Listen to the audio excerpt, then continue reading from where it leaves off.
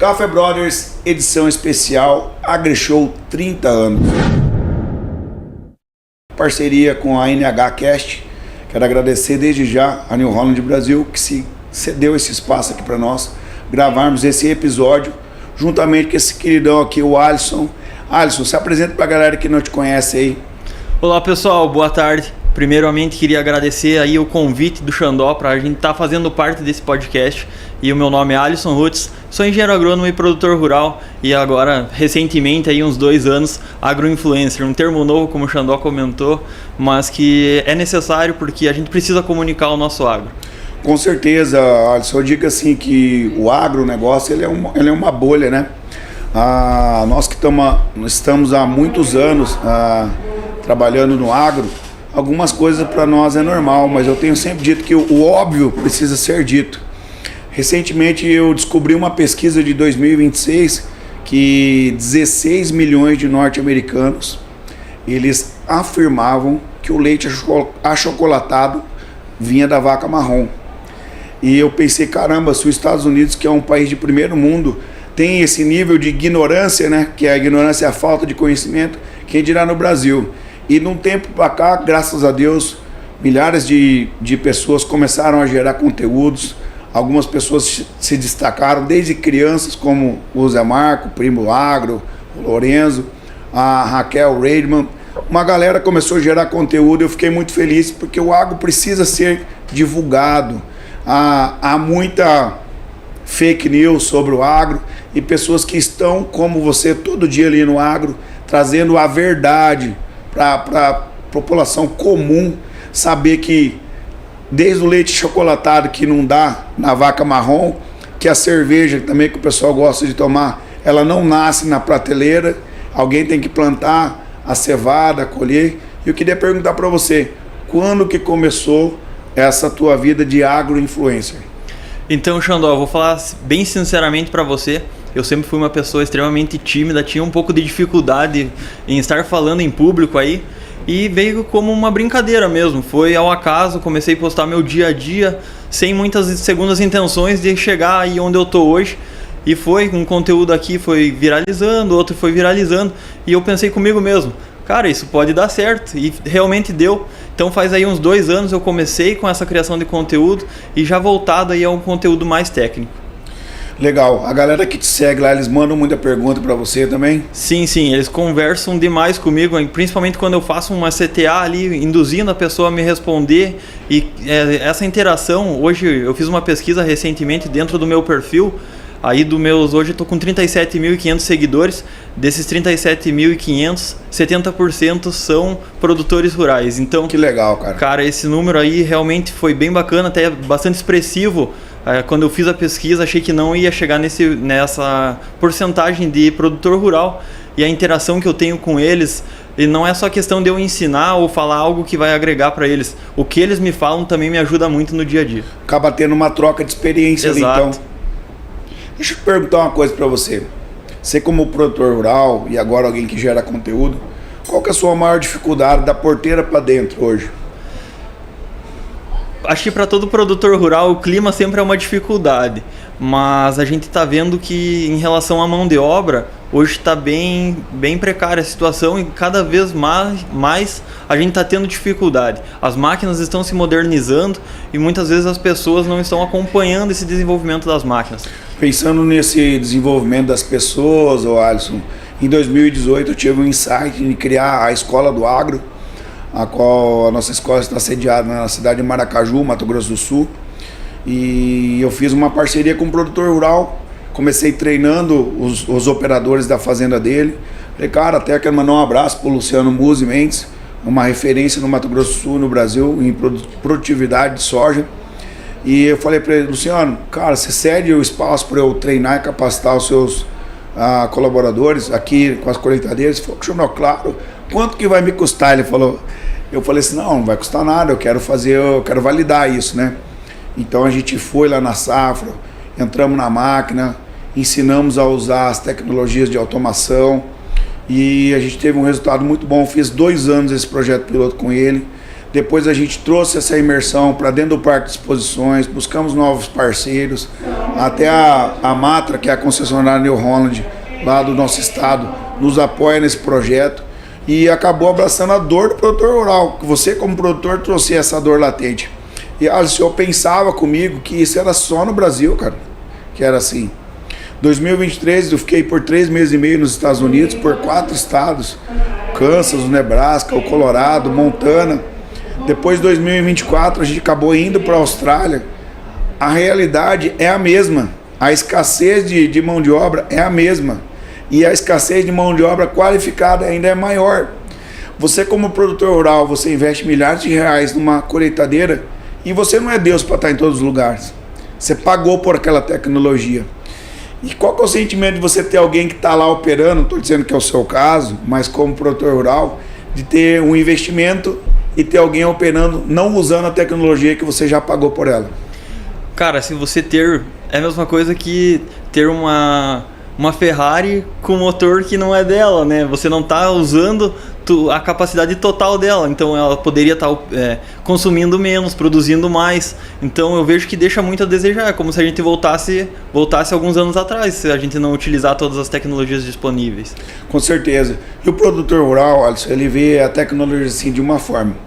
Eu tive uma graça de pegar aquele gap do final dos anos 2000, do final dos anos 90 para os anos 2000, onde a gente viu uma grande diferenciação de tamanho de plataforma. Você é do Paraná, você sabe o que eu estou falando. Então, por exemplo, teu pai deve ser um cara bem conservador, né, cara? Então, nós tínhamos ali máquinas com plataforma de 13 pés, 15 pés. Quando vira os anos 90 para anos 2000, que chegaram as primeiras máquinas no Brasil com 25 pés e depois 30 pés, foi aquele piseiro dentro do agro brasileiro, né? Não, isso aí é uma loucura, isso aí não dá certo, vai ter que colocar 2 operadores, um para cuidar, um no banco do sapo só para cuidar da plataforma, o outro para cuidar lá. E aí foi revolucionando, a tecnologia foi chegando, até que chegou o piloto automático. Eu lembro até hoje, fui fazer uma entrega técnica de uma máquina, o produtor rural bateu assim, né? Falou assim, eu comprar uma máquina com piloto automático, para peão ficar vagabundo dentro da máquina tomando tereré, eu jamais vou pagar num piloto automático, isso é coisa de preguiçoso. Aí o que aconteceu? Pegamos esse produtor e fomos lá explicar para ele que a única tecnologia que o produtor rural entende é quanto vai sobrar no meu bolso.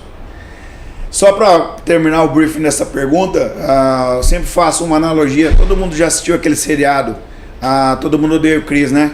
Que tem o Julius, né? Que é aquele personagem que a Rochelle vai lá, Julius, comprei essa xícara é assim, assado, ela custou $10. Ele só ouviu que $10. O produtor rural é bem assim, quanto que essa tecnologia vai sobrar no meu bolso?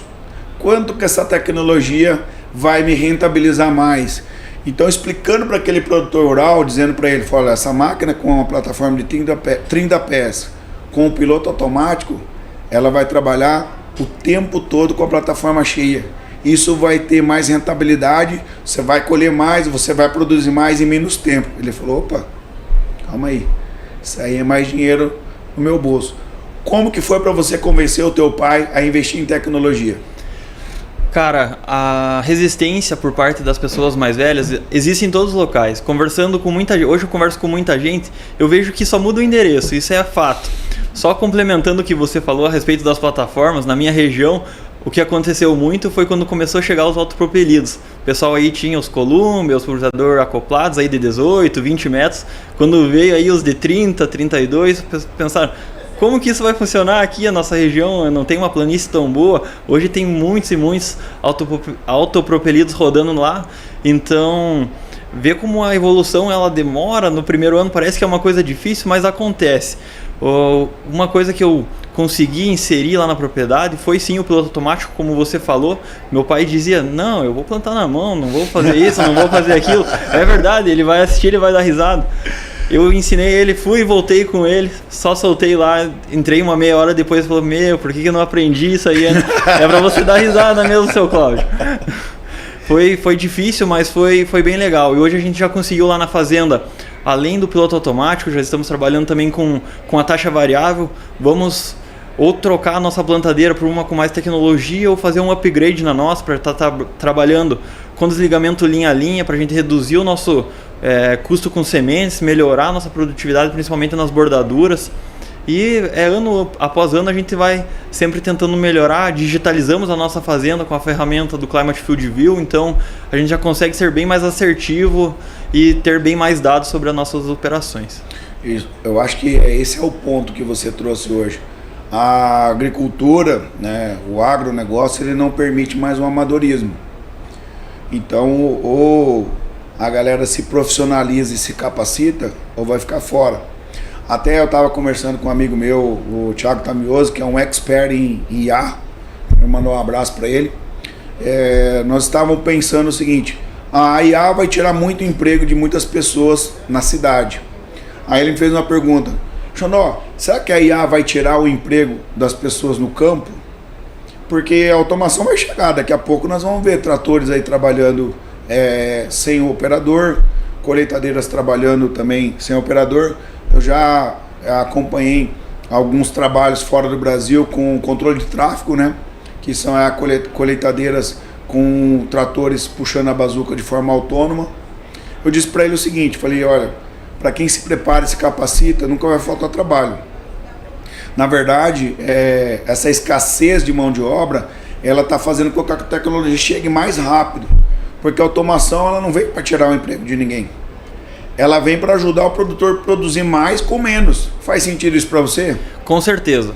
A automação, falando das máquinas, vem para somar de todas as maneiras. Quando você sabe, você estava lá no exterior, presenciou lá, chega antes algumas tecnologias, presenciou isso lá. Quando chegou no Brasil, a gente escuta, vai tirar meu emprego, não, ou aquele negócio que eu sinto que muitas vezes tem.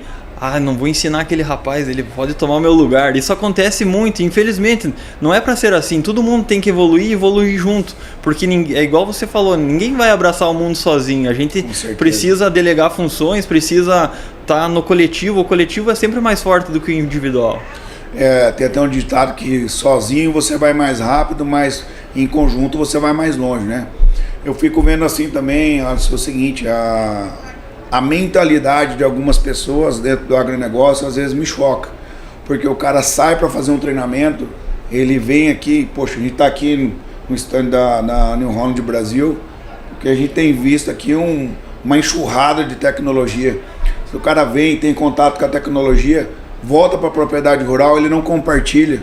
Isso é uma burrice, cara. Isso é uma ignorância, de fato uma burrice, não compartilhar o conhecimento. Às vezes as pessoas, eu até peço desculpa para a galera que me segue lá, não consigo responder todo mundo de uma vez só, mas aos poucos a gente vai respondendo todo mundo, porque eu percebo comigo mesmo, o meu crescimento profissional e pessoal, ele explodiu depois que eu comecei a compartilhar, coisas simples, e a gente, às vezes as pessoas pensam, pô, Xandó é um cara inacessível, muito pelo contrário, gente, pode mandar mensagem, eu sempre deixo lá o meu WhatsApp para a galera. E eu queria que você falasse, dentro do meio rural, os produtores, eles concentram ou eles estão mais suscetíveis a compartilhar o conhecimento? Os produtores, infelizmente, é exatamente o que você falou. O produtor parece que quer esconder o que dá certo. É exatamente isso. Ele esconde o que dá certo, ele não quer que o vizinho copie o que dá certo. Ele prefere, muitas vezes, que o vizinho se dê mal. Eu sou produtor e eu me sinto mal, às vezes, por causa disso, sabe? É um pensamento pequeno e acontece muito. Às vezes a gente não tem muito mais terra para expandir, então a gente tenta comprar um pedacinho ali, outro aqui. Às vezes acontece muito no campo, o cara torcer para o outro se dar mal, às vezes torcer para literalmente se quebrar para ver se consegue comprar dele. Cara, isso não existe, é um pensamento muito pequeno. E em relação à informação, os produtores precisam compartilhar mais. Eu sempre, nos meus conteúdos, uso uma frase assim, que eu levo como bordão, muitas vezes começo o vídeo assim, que dica boa é dica compartilhada. Exato, foi o que chamou a atenção pro seu perfil.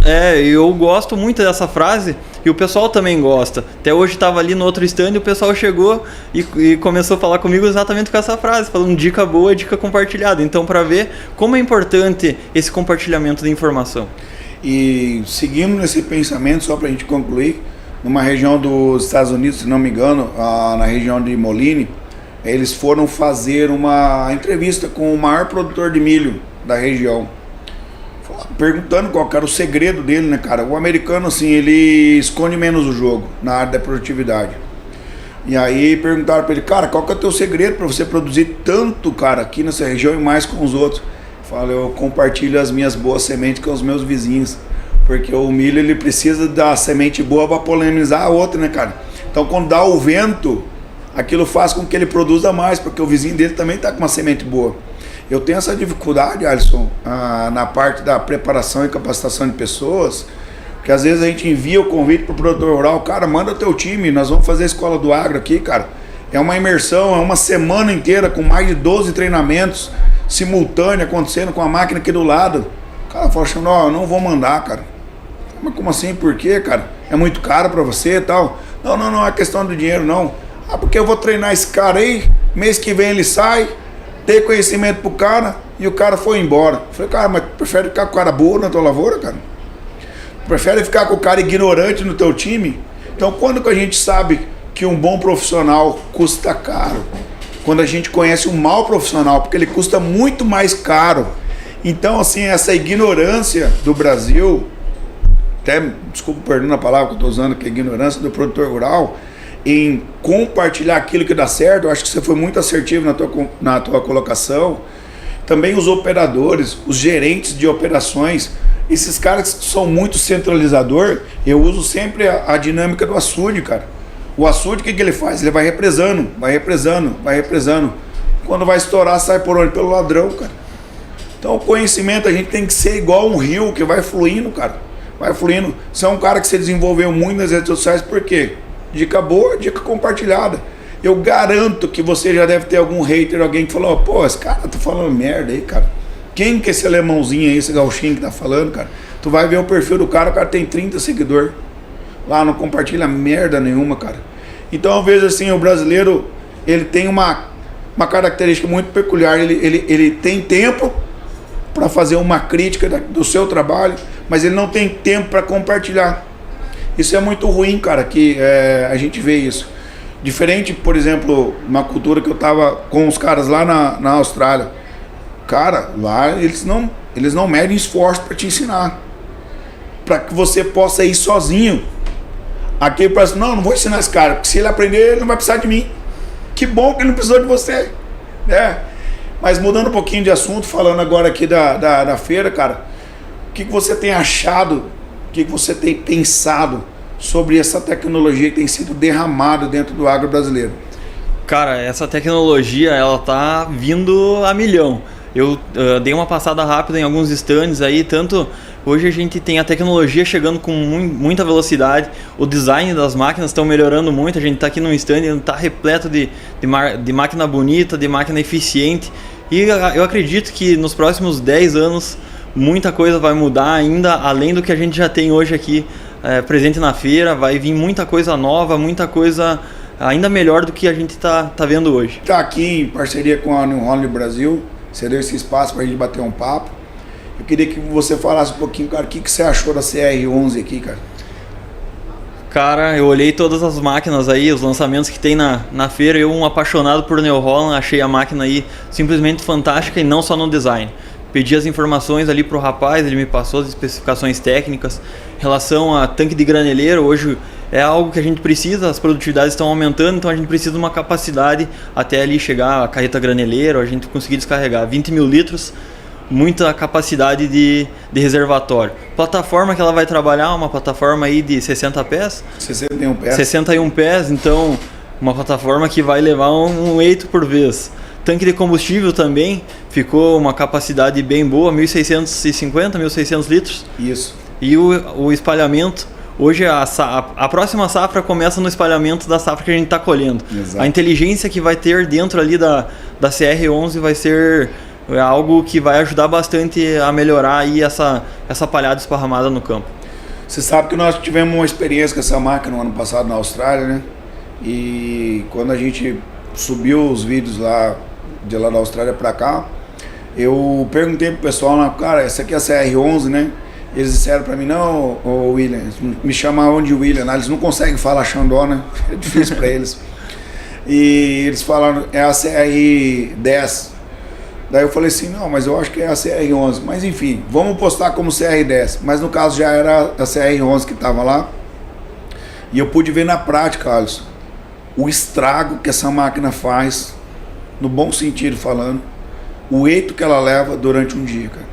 Nós estávamos numa colheita de trigo, já estava com a plataforma McDowell 61 pés, e nós tivemos a oportunidade de ver, o duelo de duas grandes marcas lá, né? O comparativo, eu estava com a marca concorrente colhendo, e o dono da fazenda estava com ela testando, né? Que eles queriam vender para ele. Então foi muito legal. O que eu percebi? Uma máquina muito forte, uma máquina muito potente, com mais de 700 cavalos de força. E o que foi legal de ver naquele terreno? Era um terreno totalmente acidentado. Era bem parecido com a tua realidade lá no Paraná. Era uma morraria, a gente subia a morraria. Eu falei, não, mano, eu não vou perder pra essa amarelona aqui não, cara. E pau, cara, e o cara correndo atrás, e fomos. E lá na Austrália eles colocam tratores de grande potência na bazuca, né?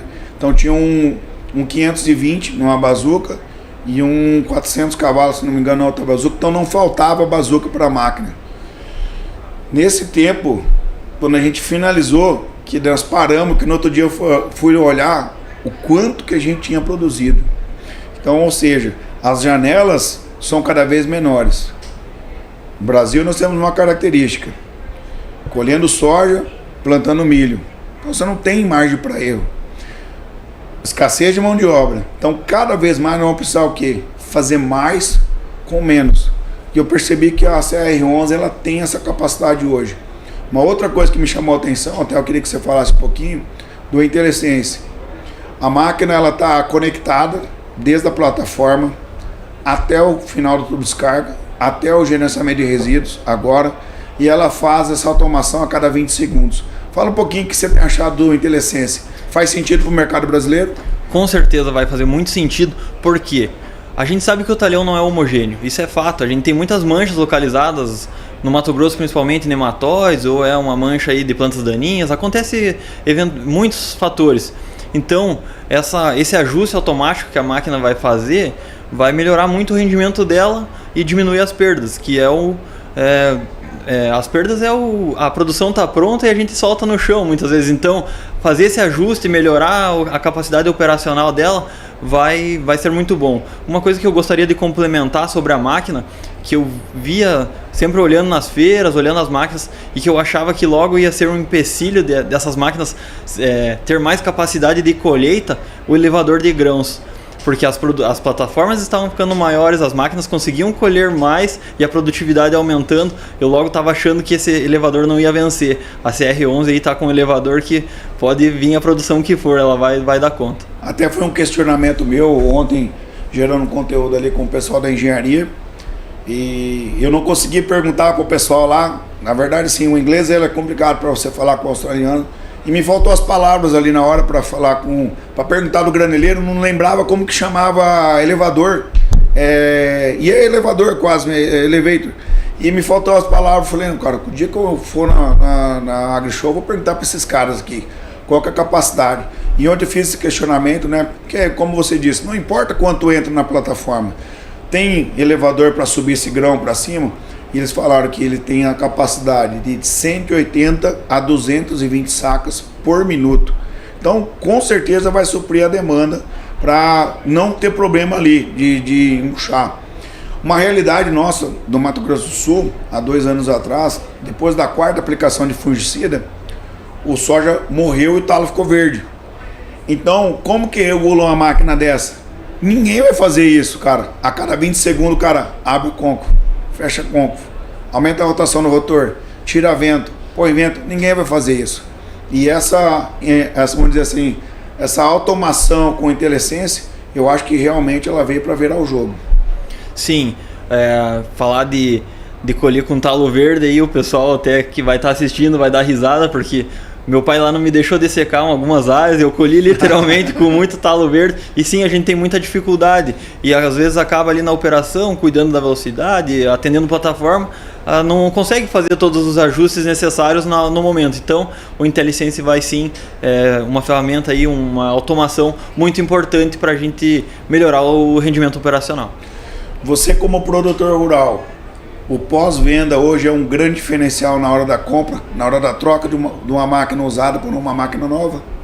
O pós-venda é 50% ou mais de uma máquina. Porque não adianta também ter uma máquina tecnológica boa, você não tem quem arruma, né? Exato. Uma máquina, a gente sabe, máquina só quebra trabalhando, no barracão ela não quebra. Com certeza. Então, aconteceu alguma coisinha, a gente tem que ter suporte com peça, suporte com assistência técnica, isso é muito importante. E a marca que você está hoje, que é a New Holland, você está contente com o pós-venda? Sim, estou bem contente. A gente está também próximo à fábrica lá, então rapidamente a gente tem acesso aí às peças. Isso para mim foi uma questão bem dolorosa lá na Austrália, porque estava bem no interior, no Outback australiano, então eram umas regiões mais longínquas. Tem um lado da Austrália que é Perth, que é uma região assim pouco habitada. Então uma das dificuldades, já tem dificuldade o produtor rural de estar lá, e quando quebra, cara, para você ter logística de peça, então você precisa ter essa brasileiridade na hora, vamos dizer assim, de fazer uma boa gambiarra lá, né, para fazer funcionar. E eu não tenho vergonha nenhuma de falar isso, eu acho que é um grande diferencial de nós brasileiros, a adaptabilidade na hora da dificuldade de fazer uma máquina rodar, porque nem sempre tem a peça. E você não vai ficar com a máquina parada, né?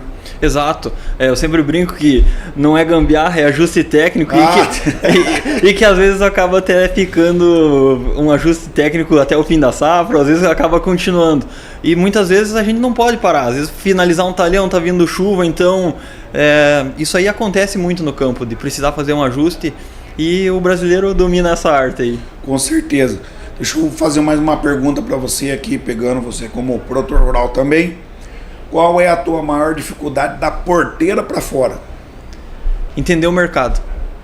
A gente, lá no sul, hoje é pequeno produtor, e muitas vezes a gente não tem um acesso à informação da maneira que, talvez não é nem seria nessas palavras, mas é entender o mercado mesmo, saber o que vai acontecer lá de fora, porque influencia muito aqui dentro.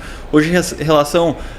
lá no sul, eu conversei com o pessoal do Mato Grosso, eles falam tudo em dólar, tudo dolarizado, né? A gente lá no sul ainda trabalha em real, então a gente tem essa dificuldade aí. Entender o mercado, digamos.